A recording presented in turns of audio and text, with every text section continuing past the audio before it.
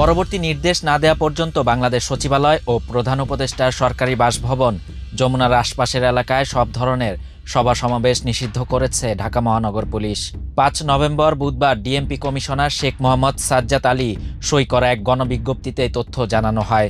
গণবিজ্ঞপ্তিতে বলা হয়, জনশৃঙ্খলা ও মাননীয় প্রধান উপদেষ্টার নিরাপত্তা রক্ষার স্বার্থে ৬ নভেম্বর বৃহস্পতিবার থেকে পরবর্তী নির্দেশ না দেয়া পর্যন্ত বাংলাদেশ সচিবালয় এবং প্রধান উপদেষ্টার সরকারি বাসভবন যমুনার আশপাশের এলাকায় কোনো প্রকার সভা সমাবেশ, মিছিল, শোভাযাত্রা, বিক্ষোভ প্রদর্শন ইত্যাদি নিষিদ্ধ করা হলো। অপরদিকে ২০২৫ সালের কারিগরির এসএসসি ও দাখিলের নবম শ্রেণীর সমাপনী পরীক্ষা ৬ নভেম্বর বৃহস্পতিবার থেকে মহানগরীর বিভিন্ন পরীক্ষা কেন্দ্রে অনুষ্ঠিত হবে। পরীক্ষা কেন্দ্রগুলোতে সুষ্ঠু ও শান্তিপূর্ণভাবে পরীক্ষা অনুষ্ঠিত নিশ্চিতে পরীক্ষা কেন্দ্রসমূহের ২০০ গজের মধ্যে পরীক্ষার্থী এবং পরীক্ষা সংশ্লিষ্ট ব্যক্তি ব্যতীত জনসাধারণের অনধিকার প্রবেশ সম্পূর্ণরূপে নিষিদ্ধ ঘোষণা করেছে ডিএমপি। এই আদেশ আগামী ৬ নভেম্বর ২০২৫ হতে পরীক্ষা অনুষ্ঠিত হওয়ার দিনগুলোতে পরীক্ষা চলাকালীন সময় পর্যন্ত বলবৎ থাকবে।